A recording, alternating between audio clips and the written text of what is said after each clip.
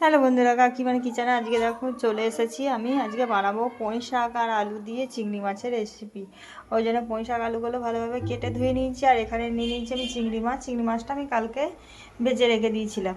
আর এখানে নিয়ে নিয়েছি পেঁয়াজ কুচি, এখানে নিয়ে নিয়েছি লঙ্কার কুচি।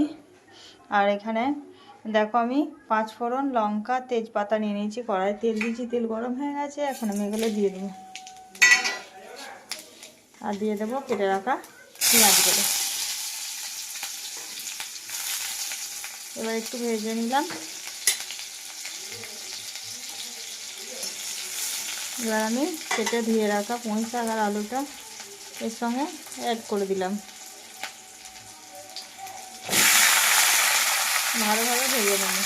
তো আমার শাকগুলো ভালোভাবে ভাজা হয়ে গেছে। এখানে আমি পরিমাণ মতো এখানে লবণ অ্যাড করে দেবো।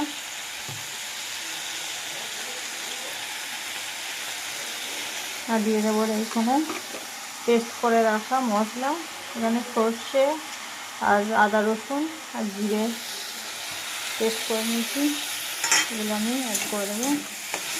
একটু ভালো করে কষিয়ে নেব।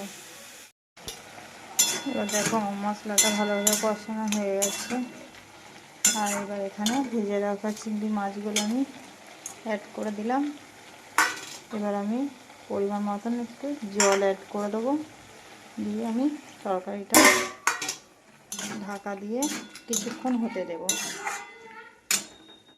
দেখো বন্ধুরা, আমার পুঁই শাক আর চিংড়ি মাছের তরকারিটা হয়ে গেছে।